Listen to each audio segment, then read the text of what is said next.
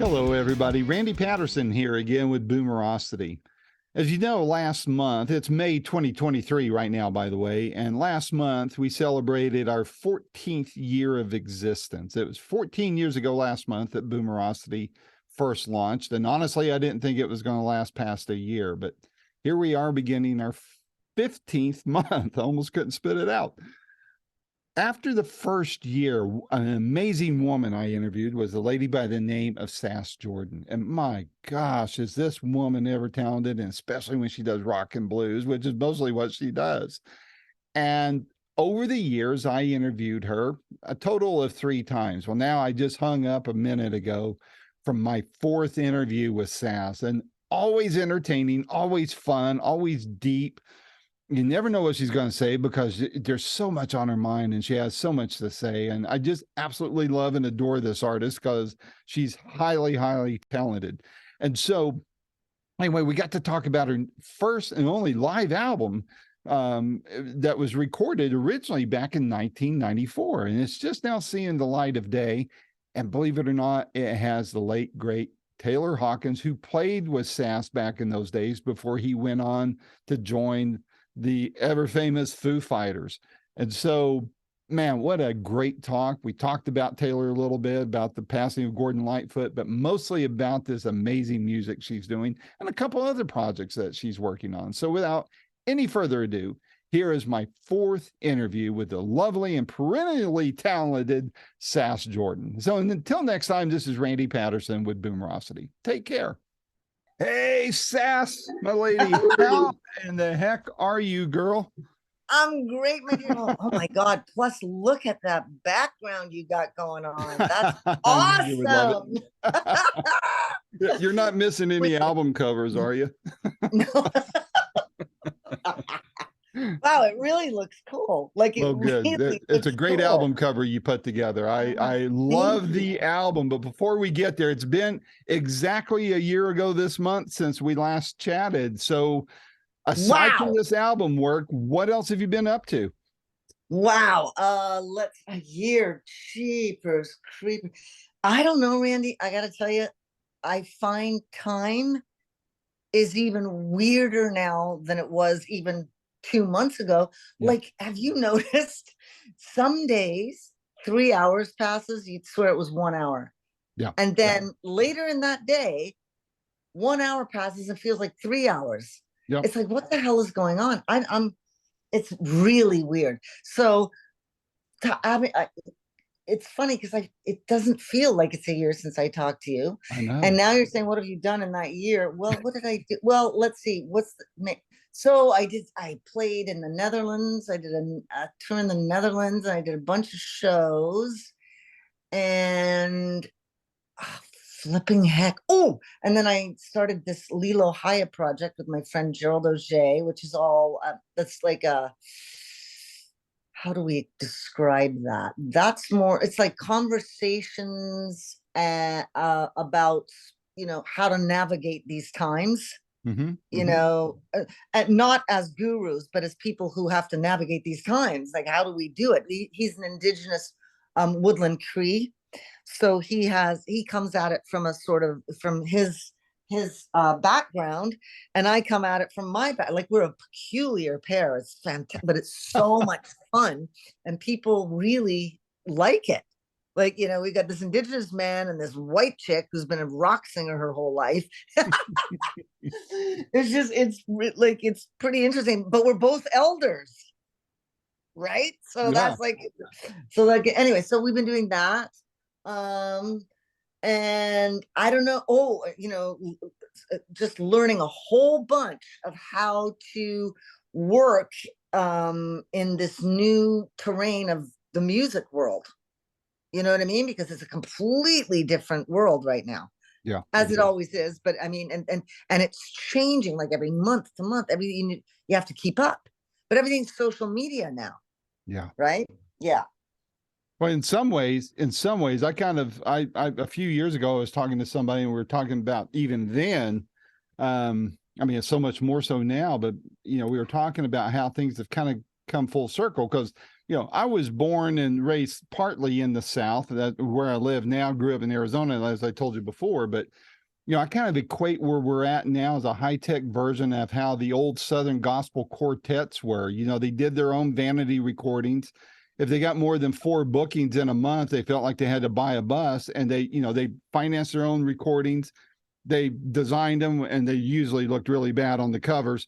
And then they would sell them, and then they'd sell out and make some, have some more printed and go Right. on. So everything was homegrown and produced. And in Yeah. many ways, we're kind of back there, but with a lot more tools available to you to do those kind of things. You are so right. You're so absolutely right. That's exactly what it is. But the tools we have now are a little more high tech, is A what you're little saying. bit, yeah. Yeah, and more and more available on a larger scale. Yeah. So yeah, you're exactly right. That's exactly what it is. It really, really is that. And I kind of really love that. Yeah. I love this. It's like, you really find your own tribe. You do. You know? You do. Yeah. Well, and it's like what I heard Joe Bonamassa say in an interview a couple of years ago, talking about record deals and such. For him, I mean, it was going to take so many sales, and I forget what the numbers were, but it was something like 500,000 sales for him to see just a little bit of money. But Oh with yeah. him, he and his team, controlling all the means of production. It only took, like, I forget what the number is, 25, 50,000, 75,000 units for him to see even more money than he would have done for 6 times that amount with a record label. Right, And right. so, shame on the record labels, but hey, it is what it is, right? So Oh yeah, and I mean it was a machine. It was absolutely a machine, but it was a Vegas gambling machine, mm-hmm. and it was heavily weighted in favor of the house. Yeah. Well, still is. The 360 deals are Yeah. killing you guys, right? Oh So, yeah. Yeah. Absolutely. that, Absolutely. Yeah. but well, I ain't doing that stuff. good. Tell me about this fabulous album, man. I've listened to it. I absolutely love it. I have 2 favorites on there, but we'll get to that in a moment. Wow. That's awesome. Tell me about this album and how it came about. Well, it's been sitting there ever since then, right? And but I, of course, being the type of person who is not really fond of looking backwards, I'm all about now and forward. So I never really gave much thought to it. It was there. Never even occurred to me, that we would put it out. Like, it just didn't even occur to me. And then one of the guys I work with said to me, Sass, one of the biggest things that your fans ask for is a live album. And the fact that, we're coming up on the 1-year anniversary of Taylor being gone, it might be a great way to pay tribute to him, as well as, give the fans something they've been asking for so long. Mm-hmm. And I've always got my head up my own ass, because I mean, where else should it be?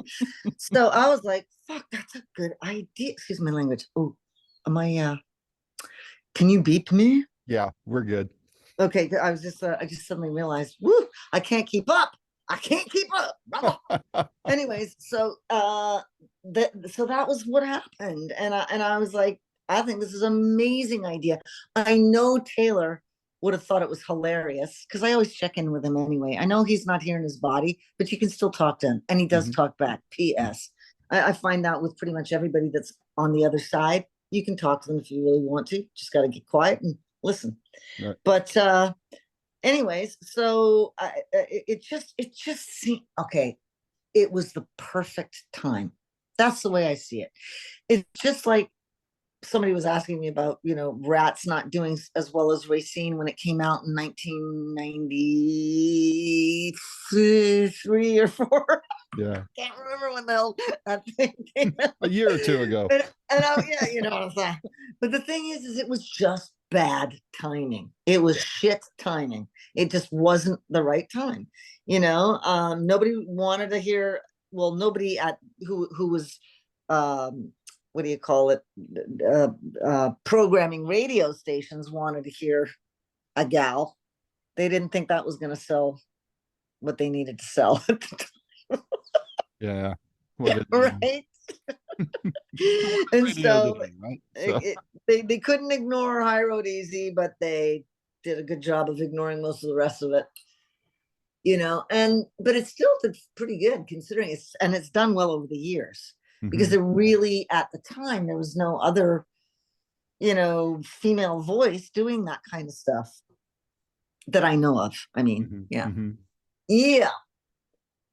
Well, when you resurrected this and started getting it ready for public consumption, as you were working on getting it ready, were there any forgotten memories that the album conjured up, or you go, oh yeah, I remember whatever? Was there anything like that?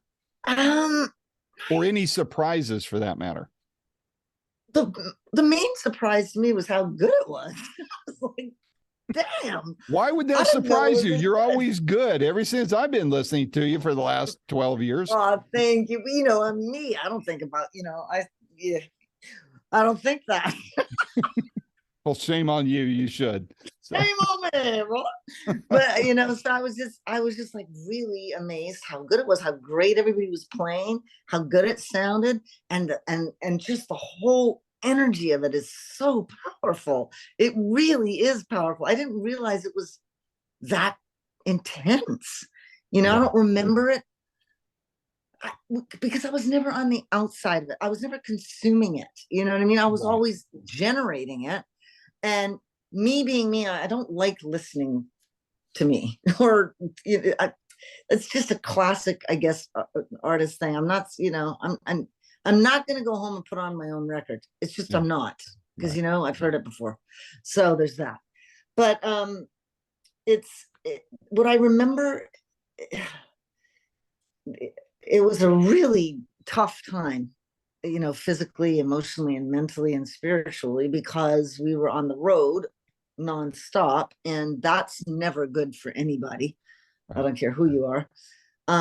And so it's very exhausting, and you start to run out of steam. You start to run on just adrenal, and that'll wear you out faster than anything, and then you'll just drop. So, and I think you can sort of hear that urgency in the recording. You can hear that we're like, it's almost like adrenalized, like but throttle it back sometime, right? Right. But at the same time, it's really uplifting. You can hear the camaraderie. We'd get into all kinds of squabbles. I would fight with Sass because he's easy to fight with, and Taylor and Tony. I guess just Nick Lashley was like Switzerland, and then you had the warring factions, me and Sass, and then Taylor and Tony. But it was kind of like, it was like brothers. It was like brother fighting, oh, you, fuck you and your Lee press on hair. Oh man. Yeah, we did. Oh God, we laughed a lot. I think that's what I really remember is the laughter. It's funny, Randy, it's funny that most of my memories of things that I've done in my life, I remember the laughter the most, because I think that's what I enjoy the most of anything in the entire world. What I enjoy more than anything is laughing. Like even being on a stage playing music, and then you say something, and you and the whole audience is in tears of laughter. To me, that's a good night. Yeah. It's medicine, isn't it? It's absolutely medicine. Music is medicine as well as poison. It can be either, just like anything, dualistic universe as we go. But when you mix music and laughter, oh hell yeah. Now you're talking, because it just brings you into a state of true connection and just community.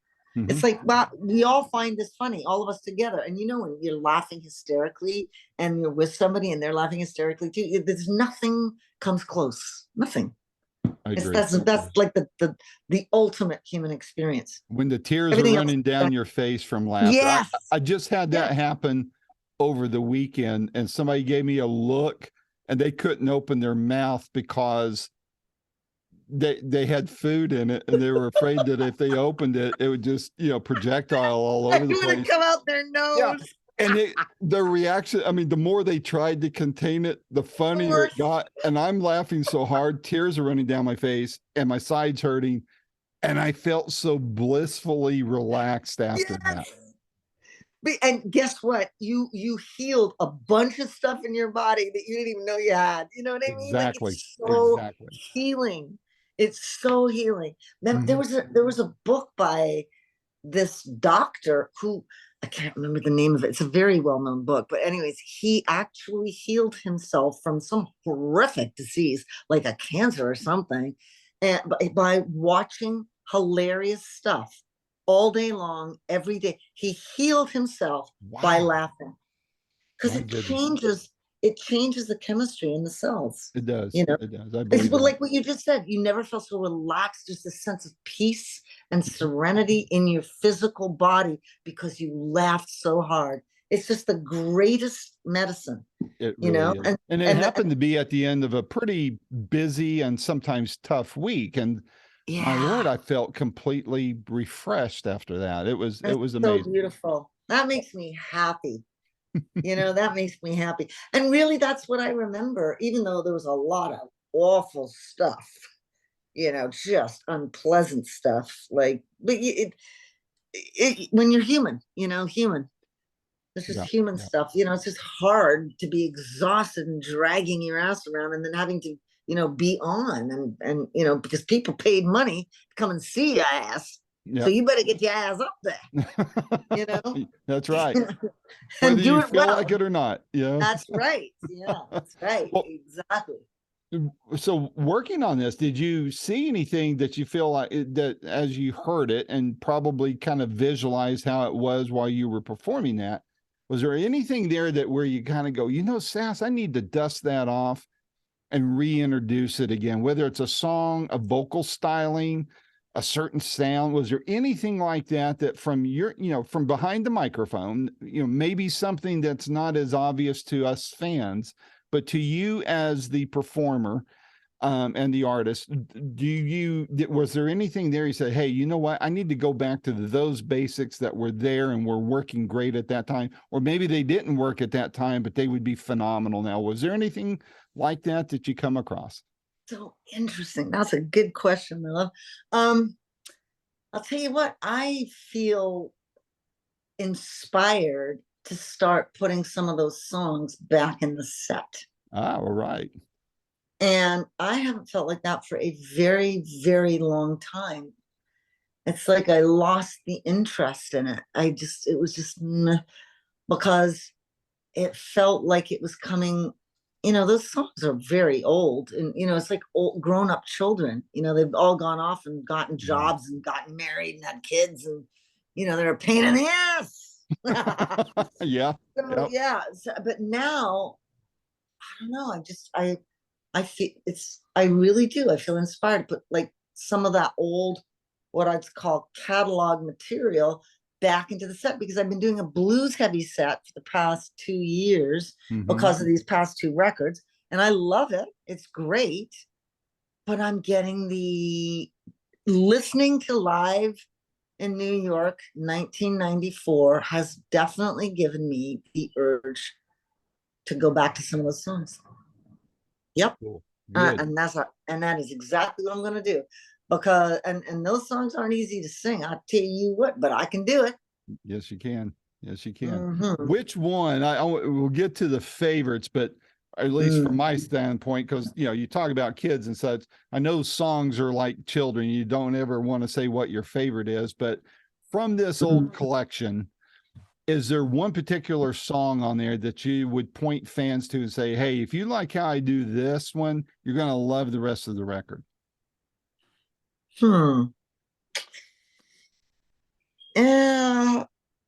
on, I gotta go look at what's on this. You don't have it memorized? What? It's only 8 songs, but I forgot. Oh my goodness. I'm telling you, I just don't retain information like this. Yeah, me either. Like you think I would, but I mean, it's just after years of I just don't remember.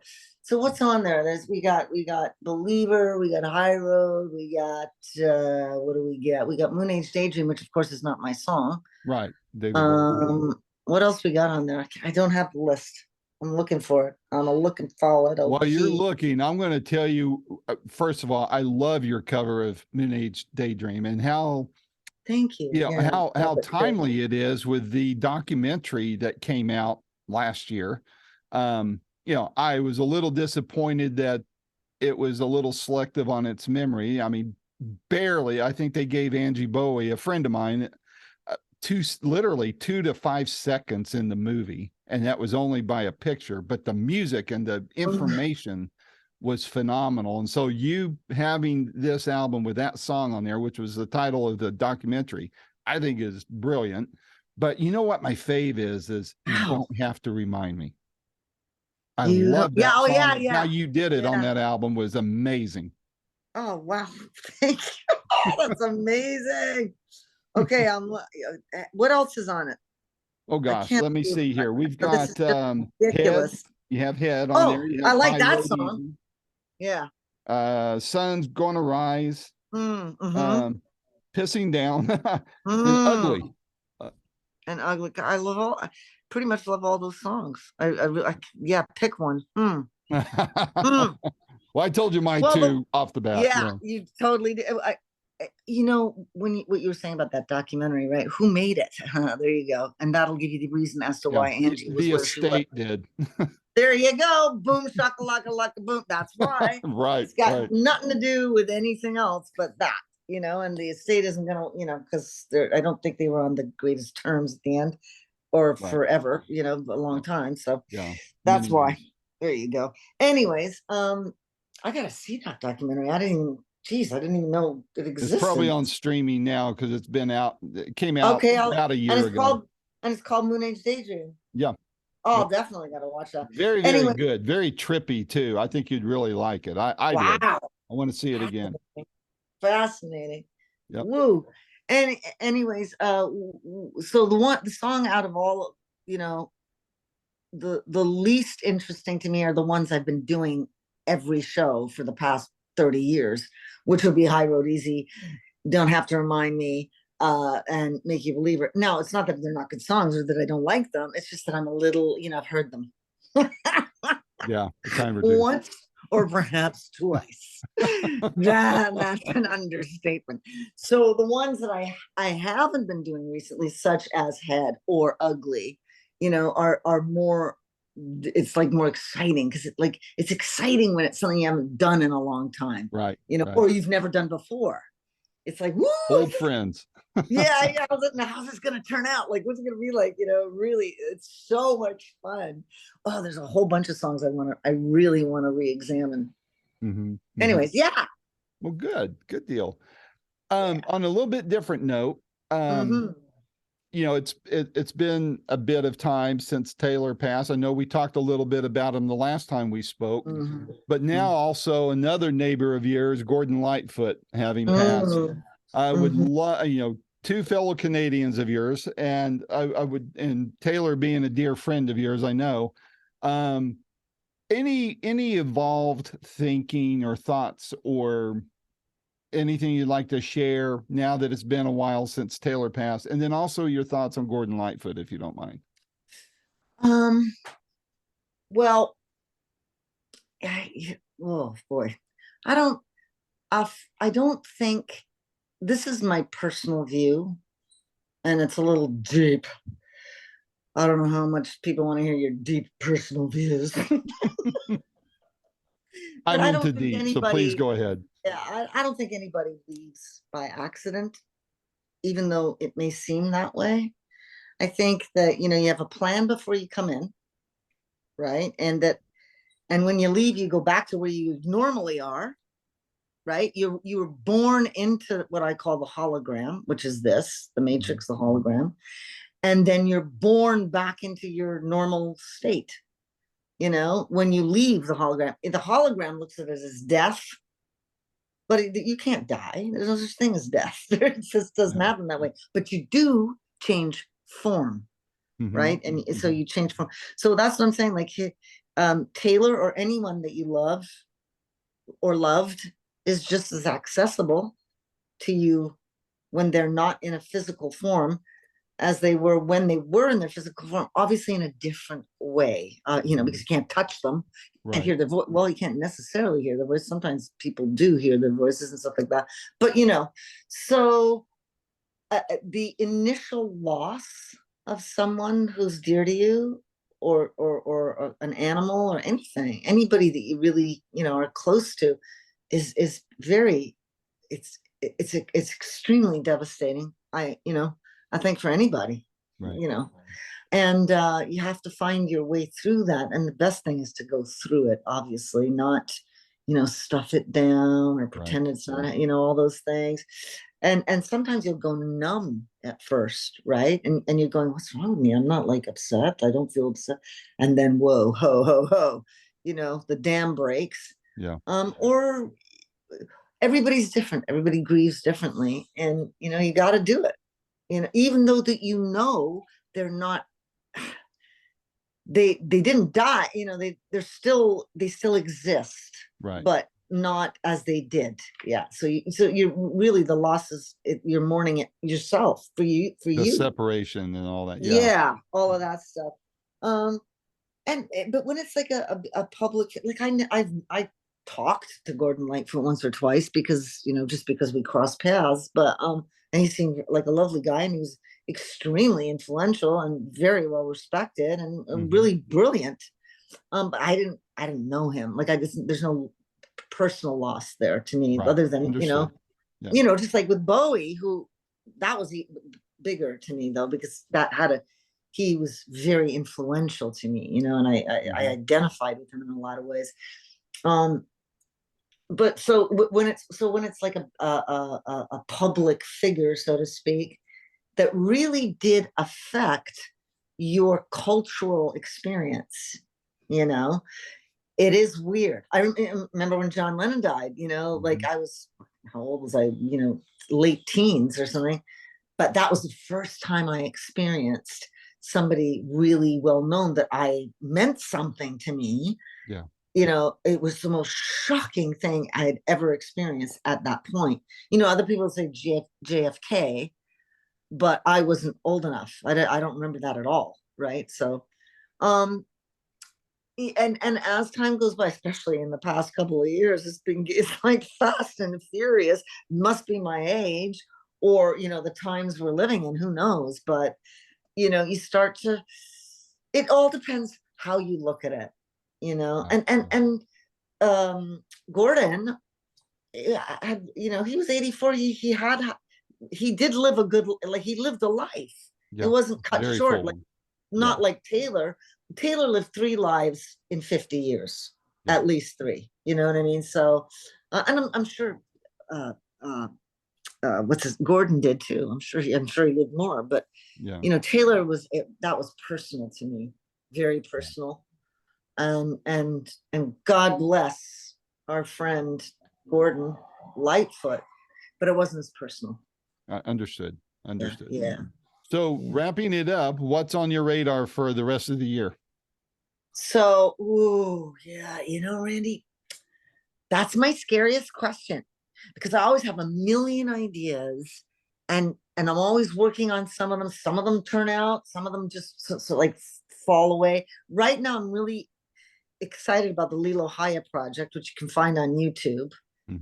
But that's more like music from the healing aspect of it, and we also get into a whole lot of stuff like navigating the new terrain. Really, what the hell are we doing in this matrix, in this hologram right now?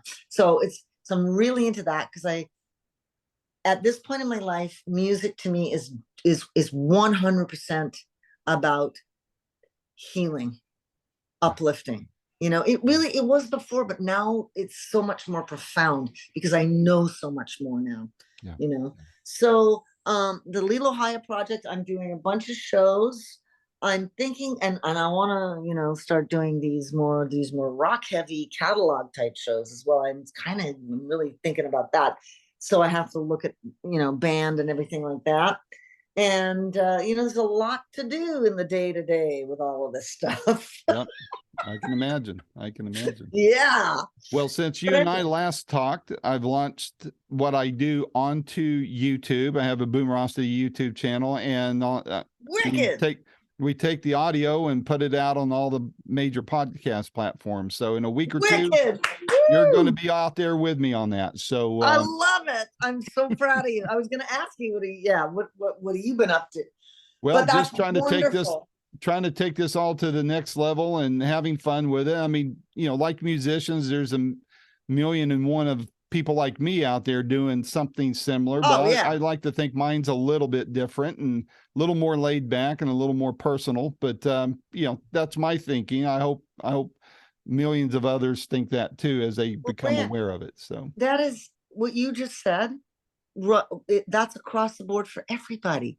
It's the same with the music. How many goddamn singers are there out there? Can we discuss? Like a zillion. So it's nothing to do with the fact, yes, there's a million other podcasts or what have you, but none of them are you. That's right. And what you're bringing to this is your energy, your point of view, and those that resonate with you will be drawn to you. And it's exactly the same for me. Yep. And for anyone, what we're bringing to this is us. That's right. And a little bit of a different dynamic. And like you said, it'll resonate with a certain pocket. And that's what we're supposed to do. It resonates with the people that it's meant to resonate with. They're our tribe. We go out, we try to find them. They'll find us. We'll resonate to each other. I know I got to go. Yeah, I don't want to get you in trouble either. So no, you're the best. And I love talking to you. And I wish you nothing but success and joy. And to anyone listening, same to you. Let's all hang out one of these days. That's right. That's right. Hey, my door is always open to you, girls. So anytime you got something going on, let's chat. Okay. God bless you. Likewise. Take care, my friend. Okay, you too. Cheers out. Bye.